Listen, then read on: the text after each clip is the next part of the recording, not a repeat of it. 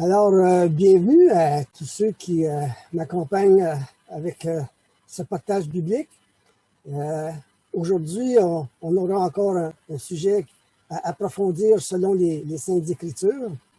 Mais avant, j'aimerais ça qu'on puisse faire un court mot de prière, si vous voulez bien. Bien grand Dieu, on veut prendre un temps avec ta parole afin de mieux te connaître et aussi afin de mieux savoir qu'est-ce que tu veux pour nous, ceux que tu as choisis, ceux que tu veux qu'ils soient tes enfants. Parce que par tes recommandations, Père, ne sont pas celles d'une religion, mais celles qui viennent de toi. Et on veut s'en approprier de ces vérités. Eh bien, c'est dans le précieux nom de Jésus-Christ, Père, qu'on te remet le temps qui vient. Amen. Et avant de commencer, on va lire. Toute écriture est inspirée de Dieu et utile pour enseigner, pour convaincre, pour corriger, pour instruire dans la justice. Donc, la parole de Dieu, encore une fois, va nous instruire et nous enseigner. Et le sujet du jour pour cette semaine, c'est qui est enfant de Dieu? Les sujets qu'on va couvrir, c'est est-ce qu'on est enfant de Dieu à la naissance ou on le devient? Être un enfant de Dieu, ça implique quoi? Ou qu'est-ce qui prouve que je suis un enfant de Dieu? Qu'est-ce qu'un chrétien? Puis quel type de pécheur peut aller au ciel? Qui sont les héritiers du ciel selon le Nouveau Testament? Bon, qui est un enfant de Dieu? Il est écrit. C'est-à-dire, ce ne sont pas les enfants de la chair qui sont enfants de Dieu, mais ce sont les enfants de la promesse qui sont regardés comme la postérité d'Abraham. La postérité, c'est la descendance. C'est quoi les enfants de la promesse de la descendance d'Abraham, qui sont les enfants de Dieu? Bien, c'est ceux qui marchent sur les traces de la foi de notre père Abraham, selon Romains 4,12. Parce qu'Abraham, c'est de lui que la foi a débuté. C'est le père de la foi. Qu'est-ce qu'un enfant de Dieu? Bien, il est écrit, car vous êtes tous fils de Dieu par la foi en Jésus-Christ. C'est la foi, notre foi en la personne de Jésus-Christ qui fait qu'on est un enfant de Dieu. Et si vous êtes à Christ, ça dit bien si, et si vous êtes à Christ, vous êtes donc de la postérité, de la descendance, vous êtes donc de la postérité d'Abraham, héritier selon la promesse. Fait que si on appartient à Jésus-Christ, on est de la descendance d'Abraham, héritier selon la promesse que Dieu lui avait laissée. Et être un enfant de Dieu, ça implique quoi? Un enfant, bien, ça implique une naissance. Hein? Il y a eu un début en quelque part. Et tantôt, on a vu qu'un enfant de Dieu, c'est pas un enfant de la chair. Mais c'est quoi d'abord un enfant de Dieu? Bien, avant de lire un texte, pour pouvoir bien le comprendre, bien l'interpréter, on va lire ce verset-là qui est la clé, excusez-moi, de l'interprétation du verset, du passage qui vient. Jésus leur parla de nouveau et dit, « Je suis la lumière du monde. » Donc, Jésus, c'est la lumière du monde. Et c'est ici le texte concernant enfant de Dieu. Et cette lumière était la véritable lumière qui, en venant dans le monde, éclaire tout homme. Mais à tous ceux qui l'ont reçu, la lumière, qui est Jésus, mais à tous ceux qui l'ont reçu, à ceux qui croient en son nom, elle a donné le pouvoir de devenir enfants de Dieu. Fait que ceux qui croient en son nom, en Jésus, qui est la lumière du monde, bien, Dieu nous donne le pouvoir de devenir un enfant de Dieu. On devient un enfant de Dieu par notre foi en Jésus-Christ. Les humains, ils sont des créatures de Dieu. Hein? Dieu a créé l'univers, toute la flore, la faune, il a créé l'homme. L'homme fait partie de la création de Dieu. Il est écrit, si encore une fois, si quelqu'un est en la personne de Jésus-Christ, autrement dit par la foi, il est une nouvelle créature. Hein, on peut voir ici une nouvelle créature. On est différent. Bien oui, parce qu'on devient un enfant de Dieu. On est une nouvelle créature. Les choses anciennes sont passées. Voici, toutes choses sont devenues nouvelles. Fait que si on est dans la personne de Jésus-Christ par notre foi, eh bien, on devient une nouvelle personne. Puis les choses anciennes sont passées et voici, toutes choses sont devenues nouvelles. On va voir l'explication de cette phrase-là un peu plus tard. À un moment donné, il y a un grand, je dirais, prêtre religieux de l'époque de Jésus qui est venu le voir. Et puis, Jésus lui a dit qu'est-ce qu'il fallait faire pour avoir accès au ciel, pour pouvoir aller au ciel. Parce que lui, il enseignait l'Ancien Testament, il enseignait la loi. Il était au courant de tout ce qui était de l'Ancien Testament. Et voici ce que Jésus lui a dit. Jésus lui répondit, en vérité, je te le dis, si un homme ne naît de nouveau, il ne peut voir le royaume de Dieu. Si tu n'es pas de nouveau, tu ne peux même pas voir le ciel. Okay? Nicodème lui dit, comment un homme peut-il naître quand il est vieux? Peut-il entrer dans le sein de sa mère et naître? Jésus lui répondit, en vérité, je te le dis, si un homme ne naît d'eau et d'esprit, il ne peut entrer dans le royaume de Dieu. S'il ne naît d'eau et d'esprit, rappelez-vous de ça, là, on va le voir tantôt. Qu'est-ce qu'il a voulu dire Jésus en disant ça? Si un homme ne naît d'eau et d'esprit, il ne peut pas entrer dans le ciel. Il dit, ce qui est né de la chair est chair, et ce qui est né de l'esprit est esprit. Ne t'étonne pas que je t'ai dit, il faut que vous naissiez de nouveau. Naître de nouveau, ça implique, autrement dit, une nouvelle vie, un changement, hein, une conversion. Et on a un bel exemple que Dieu nous a laissé dans la nature, la chenille, par exemple. Hein, ça, c'est un bel exemple de cette vie-là qui, à un moment donné, est transformée en nouvelle vie, en changement, en conversion. C'est le même insecte, c'est le même être qui a été régénéré. Hein? Ça dit dans Pierre a dit, puisque vous avez été régénérés, mais par une semence incorruptible, par la parole vivante et permanente de Dieu. La parole de Dieu, quand on l'écoute, c'est comme une graine plantée dans nos cœurs ou aussi, je dirais, un spermatozoïde spirituel de Dieu qui est incorruptible, qui est une semence incorruptible, qui vient féconder notre esprit au point que ça produit une nouvelle vie qui nous régénère.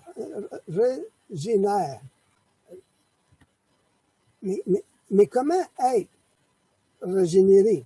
Tu sais, comment être remis à neuf? Eh bien, il est écrit dans Romains, ne vous conformez pas au siècle présent. Parce que le siècle présent, ce qui nous entoure dans le monde, on est tout influencé de différentes manières par ce monde-là. Mais ici, c'est dit, ne vous conformez pas au siècle présent, mais soyez transformés par le renouvellement de l'intelligence, afin que vous discerniez quelle est la volonté de Dieu, ce qui est bon, agréable et parfait. Fait qu'autrement dit, qu'on se reprogramme par le renouvellement de notre intelligence et notre manière de penser, notre manière de voir les choses, afin de discerner autrement dit, pour qu'on puisse être capable de détecter ce qui est bon, ou ce qui n'est pas bon, ou ce qui est correct, de ce qui n'est pas correct. Parce qu'on peut penser quelque chose qui est correct, puis c'est pas correct, puis on peut penser quelque chose qui n'est pas correct, puis c'est pas grave aux yeux de Dieu. Fait, et par sa parole, on va discerner ce qui est bon, agréable et parfait. Et Dieu sait comment qu'on est fait. Hein? Fait autrement dit, s'il dit qu'on est régénéré, on est transformé par le renouvellement de l'intelligence, c'est par notre manière de penser. Hein? Notre transformation commence par notre système de pensée. On a tous nos propres raisonnements ou pensées. Ben nous, on a un système de pensée qui est alimenté par 5 sens depuis le début de notre enfance. Nos pensées sont alimentées par ce qu'on voit, par ce qu'on entend, par ce qu'on sent, par ce qu'on touche et par ce qu'on goûte. Et tout ça, depuis notre enfance, a mis en nous un système de pensée face à des situations, et nos pensées génèrent des sentiments. Et nos sentiments engendrent des actions. Et un exemple de ça, admettons, vous voyez sur le trottoir un enfant qui se fait taper fortement par sa mère, puis il se fait brasser pas à peu près, puis là, vous regardez ça, vous dites, oh, hey, c'est pas correct, là, elle va y faire vraiment mal, là, de la manière qu'elle s'enligne. Fait que tu pars. Fait que tu as vu, tu as entendu des affaires, ton système de pensée engendré un sentiment en dedans de toi, puis là, tu es parti, tu as fait de quoi? Tu as une action. Fait que tu es allé la voir, tu as dit. Fait que juste pour vous expliquer un peu que nos actions découlent de nos sentiments et de notre manière de penser. Et nos actions, ben ça engendre des habitudes, hein, avec le temps. Et nos habitudes de vie, ben ça fait un mode de vie. Et le mode de vie de tout et chacun, ben ça fait la société dans laquelle on vit et qui a une influence dans ce qu'on peut voir, entendre, goûter, toucher et tout ça. Fait que ça a une influence sur nous, dans nos pensées, la société, parce qu'on est influencé. Pour Dieu, c'est important de contrôler ce qui nous influence. Parce qu'on a 3 types de références ou d'influences qui affectent nos comportements ou nos décisions. Les décisions qu'on prend ou les comportements qu'on a, c'est dû à 3 références inconscientes et même conscientes qu'on a, qui sont ben, la société. Hein, la société, c'est comme une référence pour nous, pour nos comportements et décisions. C'est une influence. Il y a notre éducation, hein, depuis notre enfance, ce qu'on a pu vivre, apprendre, bien, ça a son influence sur nos comportements et décisions. Puis, il y a aussi nos expériences de vie. Hein. Ce qu'on a pu vivre jusqu'à aujourd'hui, ben, c'est un bagage d'expérience qui est là, que quand tu as fait ça, ben, ça a donné ça comme résultat, bon, ben, OK, là, je ne ferai plus ça. Ou le contraire, hein, j'ai fait ça, puis ça a donné ça. Puis, en tout cas, c'est un bagage de référence, nos expériences de vie à l'égard de nos décisions et nos comportements. Fait que ça, c'est 3 types-là. Le monde fonctionne avec ça pour gérer nos vies. Mais l'enfant de Dieu, il y a une 4e référence, qui est la parole de Dieu. La parole de Dieu, c'est une semence dans nos cœurs, quand on en prend conscience que la parole de Dieu dit. Cette semence-là, en dedans de nous, elle doit porter du fruit, elle doit avoir un résultat, de quoi qui émerge de ça.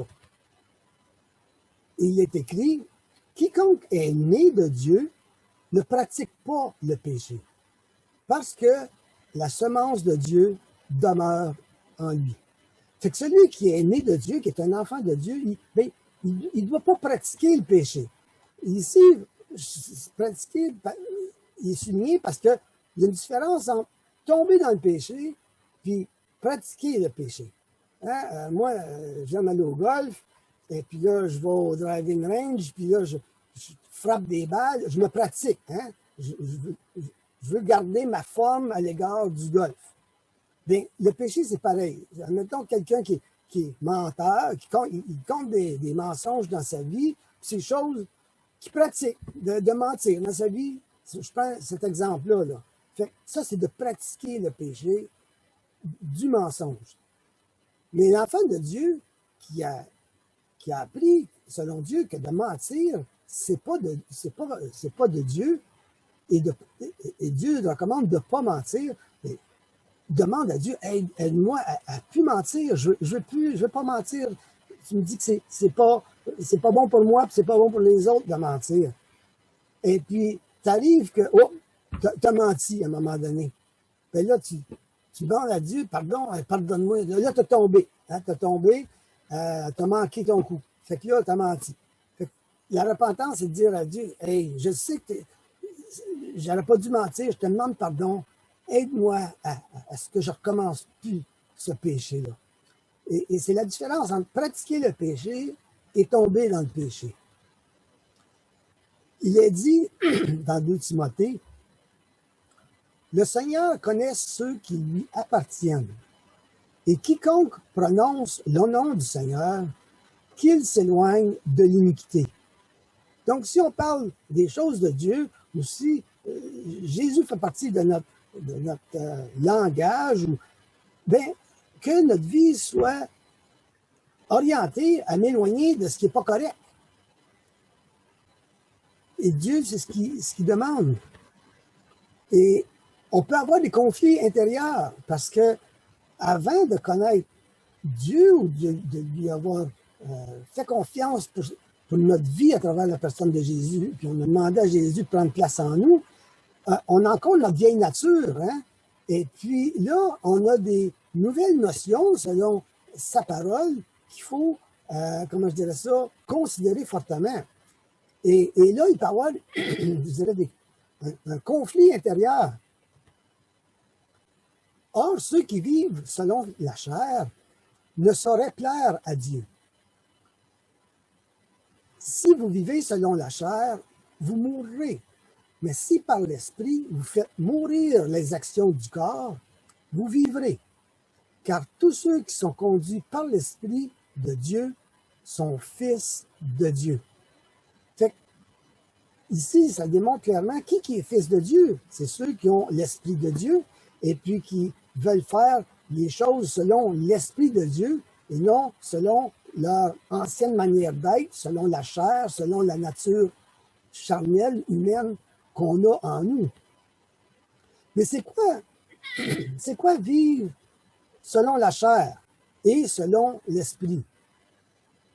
Bien, ça, c'est comme monsieur tout le monde dans la société qui, lui, il dit, ben lui, j'ai la foi en mes pensées. Hein? Ce sont les pensées du monde qui comptent. Fait que, comment le monde est, ben moi aussi, je me fais un système de valeurs et c'est ça en quoi que j'ai ma foi. Où est mon cœur à ce moment-là? Bien, vers ma nature humaine.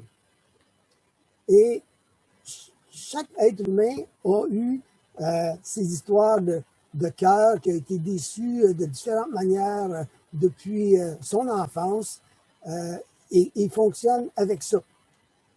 Et c'est la manière que on appelle vivre selon la chair, vivre selon notre nature humaine. Mais là, la personne ici, cette personne-là entend le message de la bonne nouvelle, le message de l'Évangile. Il a compris vraiment à quel point Dieu l'a aimé au point d'envoyer son Fils mourir à la croix, payer pour ses péchés. Et la personne est touchée, elle a compris vraiment à quel point que Dieu l'a aimé. Et pour le péché, et le péché dans sa vie, il veut s'en défaire. Si Jésus il est mort pour le péché, c'est grave le péché. Et il veut pas continuer à alimenter le péché dans sa vie. Donc, j'ai la foi en l'Évangile. Ce sont les pensées de Dieu qui comptent. maintenant. Et à ce moment-là, il devient un enfant de Dieu. Et il a un cœur nouveau. Il y a quoi dans son cœur qui s'est passé? Où est mon cœur? Bien, il est orienté vers naître de nouveau. J'ai une nouvelle vie, une nouvelle naissance en moi qui est en train de se développer, qu'on appelle une conversion. Une conversion, il y a des lettres blanches, il y a des lettres noires. Ça veut dire qu'on a encore le péché dans notre vie et aussi on a la parole de Dieu qui est pure dans notre vie. Et les deux sont comme ensemble, côte à côte, et qui est en train de modifier la personne, régénérer la personne. Et c'est ce qu'on appelle, selon la parole de Dieu, vivre selon l'Esprit. Il est écrit, rejetez loin de vous toutes les transgressions par lesquelles vous avez péché. Faites-vous un cœur nouveau, un esprit nouveau. Donc, c'est une décision. Quand tu crois en la personne de Jésus-Christ, de se faire un cœur nouveau en rejetant le péché, parce que le péché, c'est tellement grave que ça mérite pour moi que la mort, et Jésus l'a payé à ma place. Cette mort-là, pour pas que j'aille à vivre un jour le jugement de Dieu. Je n'ai qu'à y croire. Une conversion, ben, c'est une vie nouvelle. Hein? C'est comme, mettons, là, j'ai déjà vu des automobiles qui marchent au gaz, qui polluent, et puis cette automobile-là avait été convertie au propane, au gaz propane. Donc, ils ont gardé la même voiture, là, ils ont changé le moteur, et tout ce qui permettait à ce véhicule-là d'avancer à un autre moteur et à une autre énergie, système de combustion pour le faire avancer, qui était le propane. Donc, c'est la même voiture, mais ce qu'il y a à l'intérieur, c'est plus la même affaire. C'est ça l'exemple de la conversion. C'est une nouvelle version. C'est en Jésus-Christ que vous avez été instruits à vous dépouiller par rapport à votre vie passée, du vieil homme, à être renouvelé dans l'esprit de votre intelligence et à revêtir l'homme nouveau. Créé, c'est créé selon Dieu dans une justice et une sainteté que produit la vérité. Et la vérité, c'est la parole de Dieu. Et la parole de Dieu, quand on se l'approprie, on est en chemin de sainteté. Et on se défait de plus en plus de notre vieille nature pour faire place à l'homme nouveau.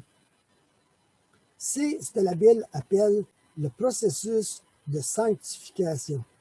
Sanctification, c'est en chemin d'être de plus en plus saint.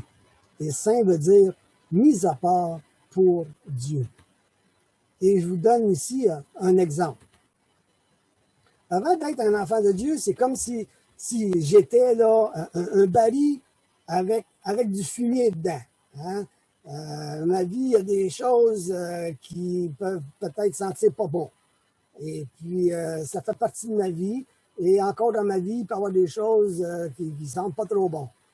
Et à un moment donné, dans ce baril-là, qui est plein de fumier, il y a une hausse qui prend en place. Une hausse d'eau pure qui prend en place. Puis là, le robinet est ouvert. Et l'eau, elle rentre, excusez-moi, l'eau, elle rentre dans le baril. Et à un moment donné, l'eau, elle va monter. Hein? Le baril, il va déborder.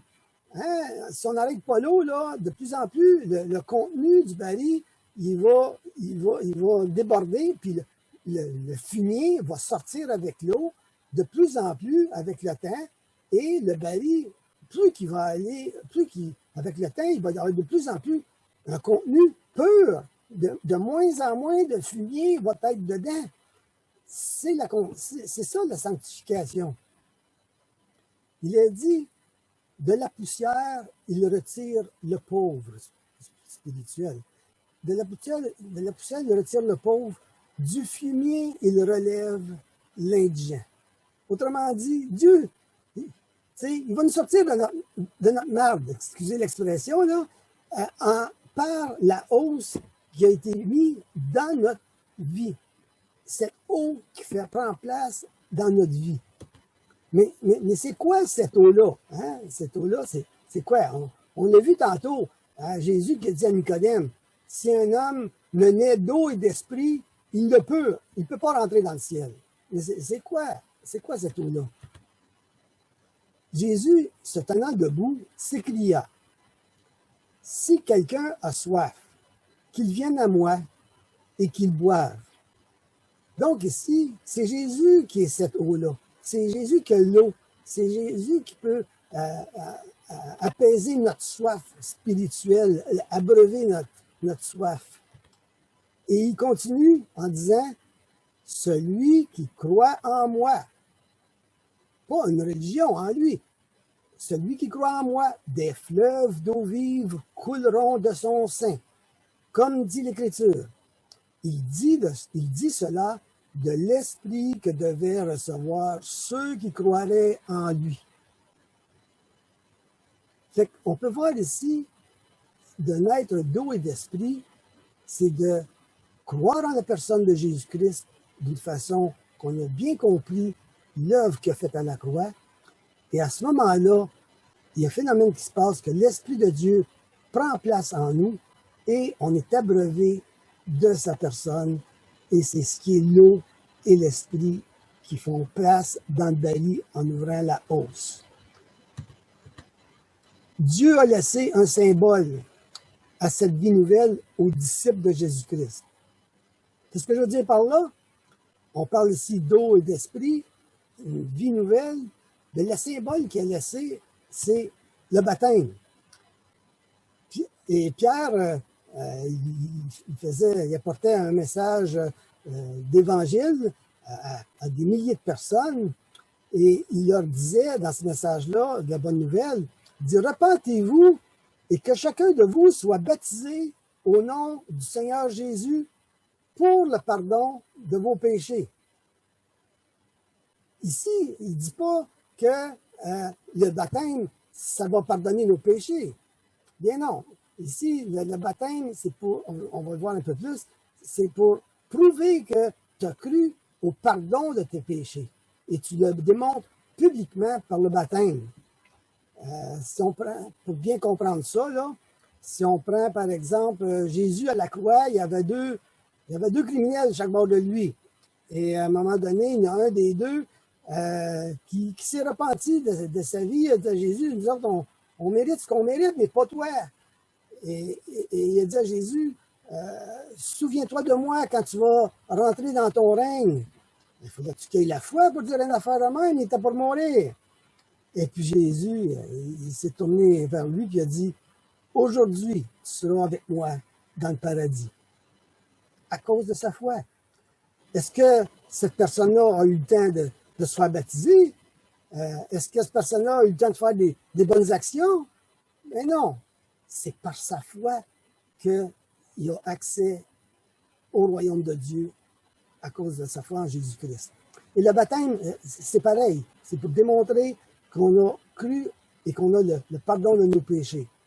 Et qu'on change de direction, hein, repentez-vous. Et le texte continue. Et ceux qui acceptèrent sa parole furent baptisés. En ce jour-là, le nombre des disciples augmenta d'environ 3000 âmes. On peut voir que ceux qui acceptèrent sa parole furent baptisés. Donc, ceux qui sont baptisés, c'est ceux qui sont assez matures, qui sont capables de prendre une décision de croire ou pas croire en l'amour de Jésus à la croix, qui se font baptiser. C'est pas autrement, c'est pas des bébés ou c'est pas par des petites gouttes d'eau non plus, parce que le baptême biblique de la parole de Dieu, c'est l'immersion totale. La personne est totalement immergée dans l'eau, baptismo, c'est ça que ça veut dire, immergée, et puis la personne ressort. Et le symbole de ça, c'est que la personne est morte à son ancienne vie, enterré, autrement dit, l'eau qui représente la terre, est morte à son ancienne vie et ressuscite, elle sort de l'eau, ressuscite en nouveauté de vie, lavée de ses péchés à cause de sa foi en Jésus-Christ. C'est ça le symbole du baptême. Et ça dit que en ce jour-là, le nombre des disciples augmenta d'environ 3000 hommes. Fait que, tu deviens disciple en faisant ce que le message de l'Évangile dit. Mais c'est quoi un disciple? Parce que le nombre de disciples a augmenté. C'est quoi un disciple? Jésus a dit, le disciple n'est pas plus que le maître. Hein? Mais tout disciple accompli sera comme son maître. Fait qu'un disciple, c'est celui qui suit ou qui fait ce que le maître est ou ce que le maître enseigne. Et quiconque ne porte pas sa croix et ne me suit pas ne peut être mon disciple. Jésus a dit ça. Quiconque ne porte pas sa croix. Est-ce que le message de l'Évangile de la croix de Jésus-Christ, est-ce que tu t'en es fait une croyance vraiment personnelle à l'égard de son amour envers toi, la croix pour payer tes fautes? Que ce soit personnel. Quiconque ne porte pas sa croix et ne me suit pas ne peut être mon disciple. Donc, un disciple de Jésus-Christ, c'est celui qui le suit. Le disciple de Jésus-Christ de l'époque, les disciples de Jésus-Christ de l'époque, ils ont été comme surnommés. Ceux qui voyaient faire les suiveurs de Jésus, autrement dit, ils ont eu comme un surnom. Ça dit, ce fut à Antioche que pour la première fois, les disciples furent appelés chrétiens. Fait que les disciples de Jésus, c'est des chrétiens. Il y a une caractéristique qui démontre qu'on est un disciple de Jésus-Christ. Jésus, il a donné cette caractéristique-là. Il a dit, « À ceci, tous connaîtront que vous êtes mes disciples, si vous avez de l'amour les uns pour les autres. » Ce qui caractérise avant tout un disciple de Jésus-Christ, c'est son amour envers tout le monde, n'importe qui, même ceux qui sont des ennemis, à ce point-là. Et c'est ce qui caractérise d'être un disciple de Jésus-Christ. Aimer notre prochain selon la parole de Dieu et non selon notre opinion. Un disciple, ça implique une discipline. Hein? Ça fait penser au mot discipline. Si on prend par exemple le mécanicien dans la discipline de la mécanique. Hein? Le mécanicien, il pratique quoi? La mécanique. Le médecin, il pratique quoi? Bien, il pratique la médecine. L'informaticien, il pratique quoi? Il pratique l'informatique. Le chrétien, il pratique quoi? Il pratique la personne de Jésus-Christ. Plusieurs se disent chrétiens dans le monde. Il y a toutes sortes de dénominations, anglicans, presbytériens, luthériens, catholiques, protestants. Oh, il y en a plusieurs. Et plusieurs de ces personnes-là qui font partie de ces dénominations-là, ils se disent chrétiens. Mais ils sont pas... Si tu regardes leur vie aller à l'égard de ce qu'on venait d'entendre jusqu'à maintenant, ben, ils ne sont pas forcément des disciples de Jésus-Christ. C'est évident. Par contre, un disciple de Jésus-Christ, ben, il est forcément un chrétien, une chrétienne. Si nous sommes disciples de Jésus-Christ, bien, il y a une réflexion qui devrait nous venir à l'esprit dans nos vies, quand arrivent différentes situations. Et cette réflexion-là peut nous éviter bien des problèmes. Et si on est disciple de Jésus-Christ, on devrait se poser cette question-là de plus en plus comme étant intégrante dans notre vie. Et cette question-là est, qu'est-ce que Jésus il ferait à ma place dans telle situation? Si je suis un disciple de Jésus, c'est ce que je devrais me poser comme question. Et fiez-vous soit que son esprit va me le révéler, qu'est-ce que Jésus ferait dans telle situation, qu'est-ce qu'il ferait à ma place, parce que je suis son enfant. Jésus, il y avait une règle d'or qui était « Ce que vous voulez que les hommes fassent pour vous, faites-le de même pour eux. » C'est pas tout à fait ce que ma mère me disait quand j'étais jeune. Mais quand j'étais jeune, ma mère disait « Fais pas aux autres ce que tu n'aimerais pas qu'on te fasse. » Ça nous ennuyait un peu dans nos comportements. Hein? Mais Jésus ici, il est comme une coche plus haut que ça, là, plus positif que ça. Il dit fais aux autres ce fais aux autres ce que tu aimerais qu'on te fasse. Fait c'est toute une autre dynamique en tant que disciple de Jésus-Christ de mettre en application cette règle d'or de Jésus. Le Saint-Esprit vient, il dirige ses disciples. Il est disciple de Jésus. Il est écrit, car la chair a des désirs contraires à ceux de l'esprit. Et l'esprit en a de contraires à ceux de la chair. Ils sont donc opposés entre eux, afin que vous ne fassiez point ce que vous voudriez. Avant de devenir enfant de Dieu, j'avais la même manière de réfléchir qui était bien humaine, charnelle.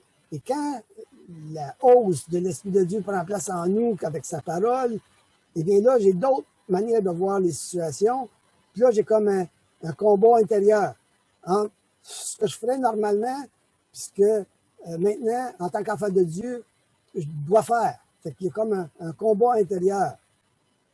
Et même l'apôtre Paul, qui était un homme pareil comme nous, qui était un grand homme de Dieu, parce que c'est quasiment lui qui a tout écrit le Nouveau Testament. Là, je dirais plus qu'à moitié du Nouveau Testament, c'est lui qui l'a écrit. C'est un homme comme nous qui était en cheminement, lui aussi, mais Dieu s'en est servi pareil, même si c'était pas parfait. Il a dit à un moment donné, car je ne sais pas ce que je fais. Je ne fais point ce que je veux et je fais ce que je hais. Autrement dit, je ne fais pas ce que je veux, mais je fais ce que j'haïs. OK? Admettons quelqu'un qui arrête de sacrer. Tu sais, moi je sacrais pas mal avant de connaître le Seigneur. Là, Dieu, je suis maintenant un disciple de Jésus et sacrer devant les hommes, c'est pas beau. Donc, je dois m'éloigner de sacrer. Fait que, puis là, admettons, je sacre. Et puis là, c'est comme ça a été plus fort que moi, ça a sorti. Fait que j'ai fait ce que je voulais pas. C'est un exemple, ça peut être mentir, ça peut être voler, ça peut être n'importe quoi, là. Et l'apôtre Paul, ce qu'il dit ici, je ne fais point ce que je veux et je fais ce que je hais. OK? Tu sais, tu haïs ça, faire ça, mais tu le fais pareil. C'est plus fort comme toi, comme certains péchés. Mais quel encouragement! Paul, après ça, il dit, il n'y a donc maintenant aucune condamnation pour ceux qui sont en la personne de Jésus-Christ. On ne sera pas jugé pour ça, on ne sera pas condamné pour ça. Jésus a payé à la croix pour ça. Dieu connaît notre cœur face à la repentance. Il voit qu'on veut s'en détourner et il va nous donner ce qu'il faut en son temps pour pouvoir nous en détourner. L'apôtre Paul a dit, j'ai combattu le bon combat. On a toutes sortes de combats dans nos vies, mais il y en a un bon. J'ai achevé la course, j'ai gardé la foi. La course, c'est la course de notre vie. Hein? Jusqu'au bout, on a à combattre différentes choses et le bon combat, c'est de garder la foi. Il ne faut pas se décourager. Hein?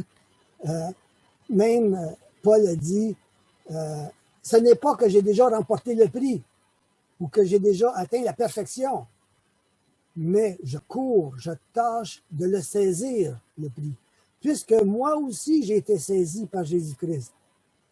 Frère, je ne pense pas l'avoir saisi, mais je fais une chose.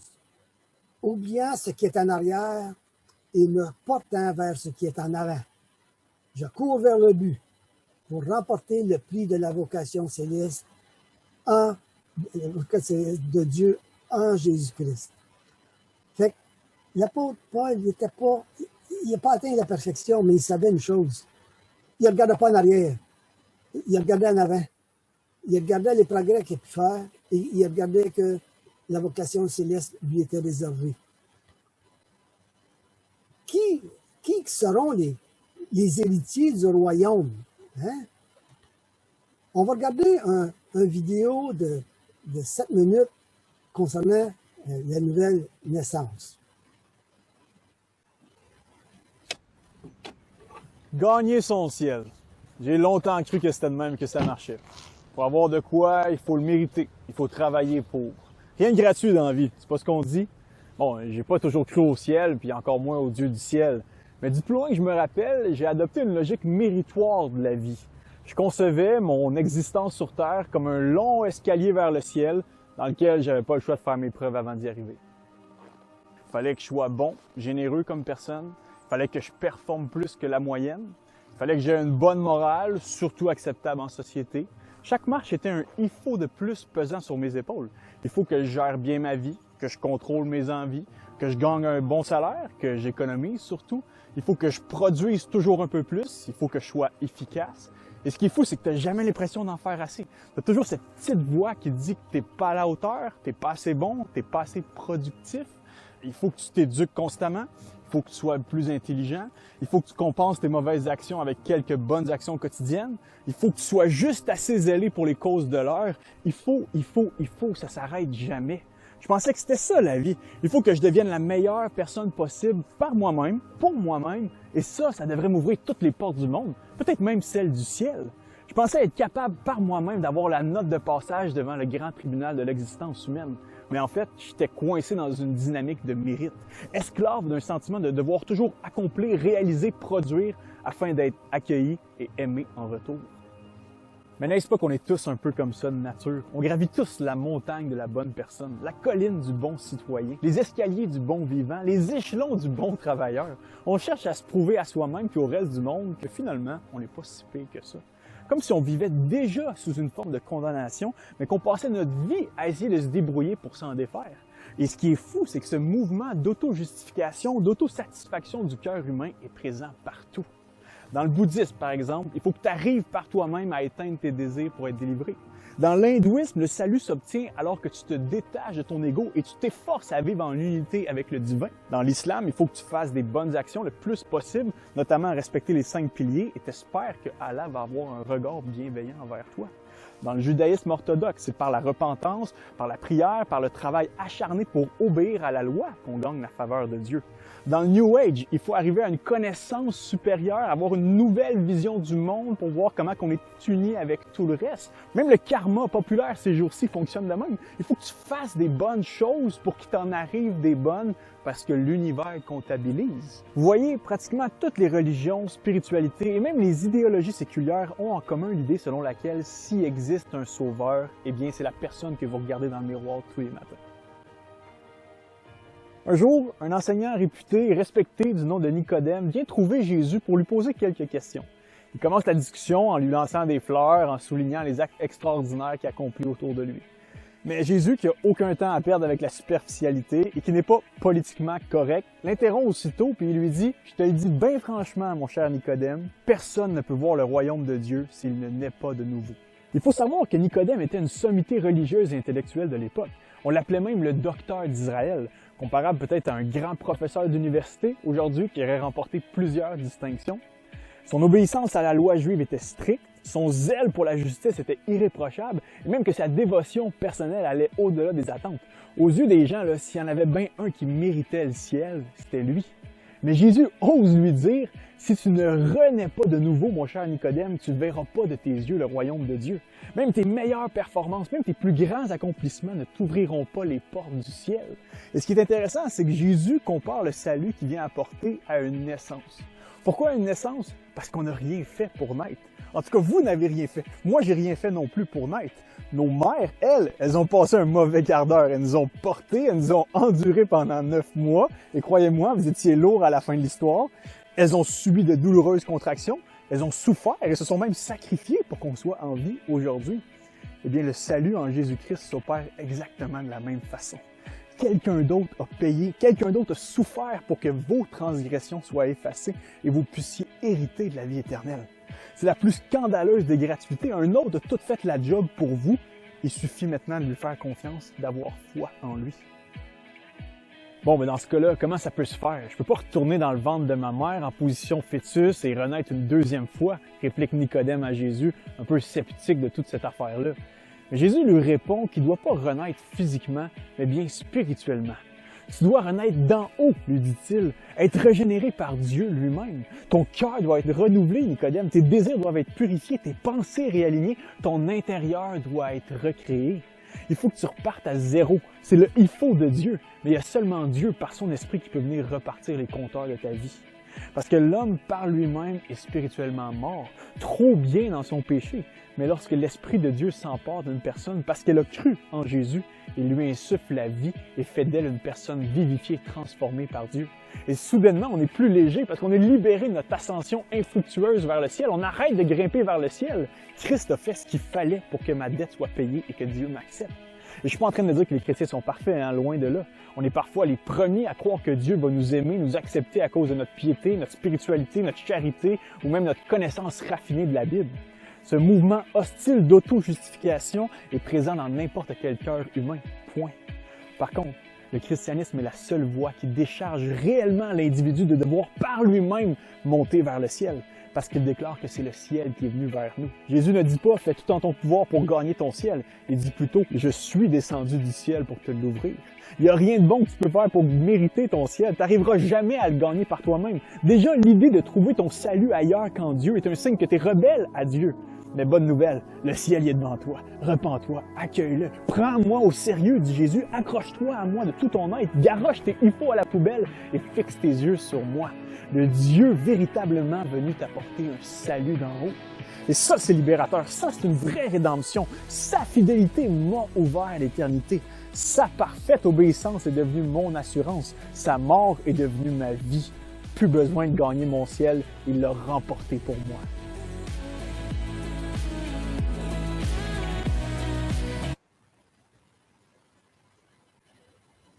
Alors, qui seront les héritiers du royaume?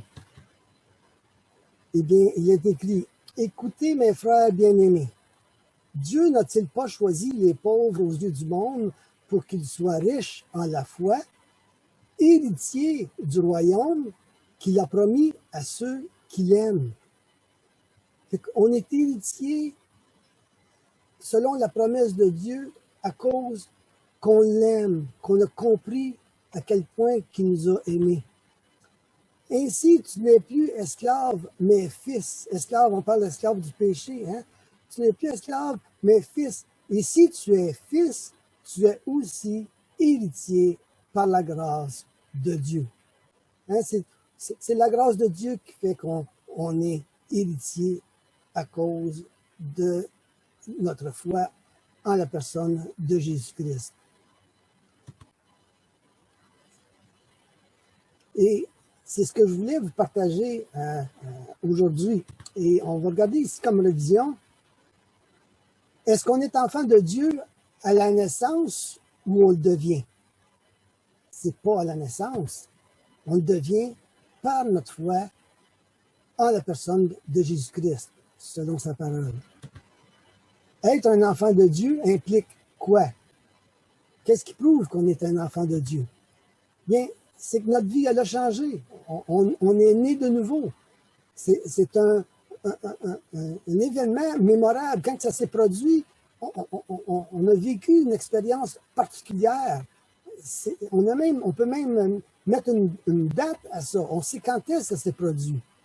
Si vous ne pouvez pas dire quand est-ce que ça s'est produit dans votre vie, ce phénomène-là de devenir un enfant de Dieu, bien, il faut se questionner. Qu'est-ce qu'un chrétien né de nouveau?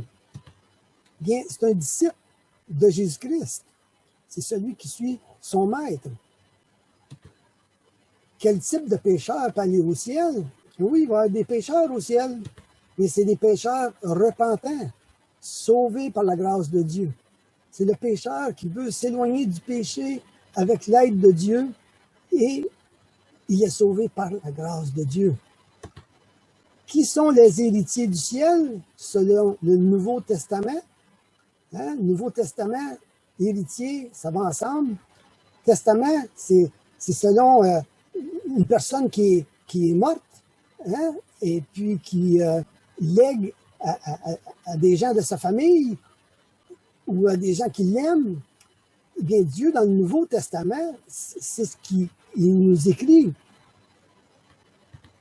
Ce sont les enfants de Dieu ou fils de Dieu qui sont les héritiers du royaume. Et Jésus, qui est celui qui est mort à la croix,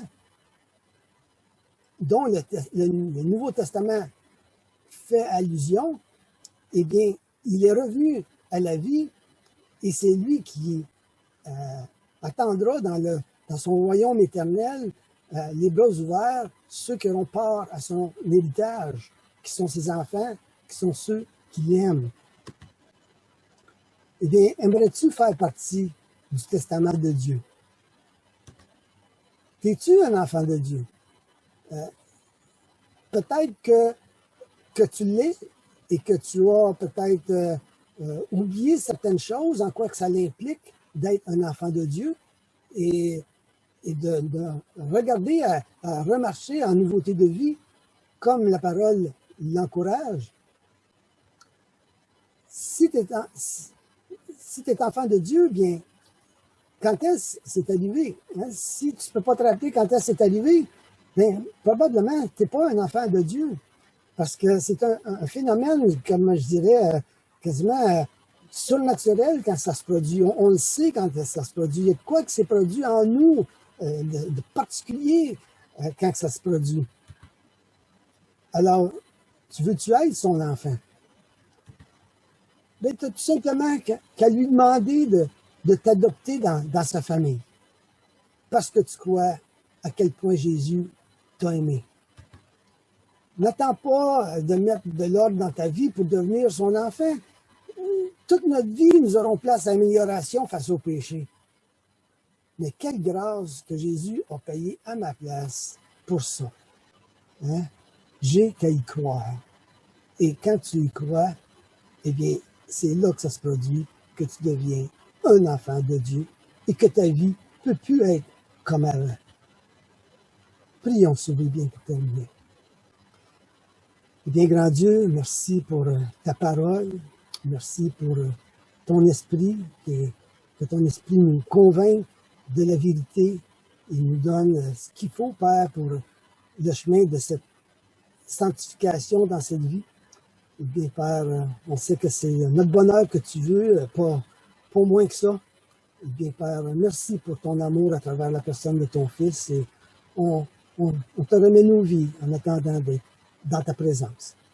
Et c'est à travers la personne de Jésus-Christ qu'on te prie. Amen. Eh bien, que seul dans votre chambre ou ailleurs, prenez un temps avec Dieu pour lui parler dans vos mots à l'égard de ce que vous avez entendu, à l'égard de lui faire confiance pour vos vies au point de vouloir être son enfant. Et ça se passe entre vous et Dieu, pas autrement. Et c'est ce que je voulais vous partager aujourd'hui. Donc, si vous avez des questions, des commentaires, vous voulez une copie de la présentation, vous avez juste à m'envoyer un courriel à denis.bible77@gmail.com. Alors que le Seigneur vous bénisse et fasse de vous une bénédiction.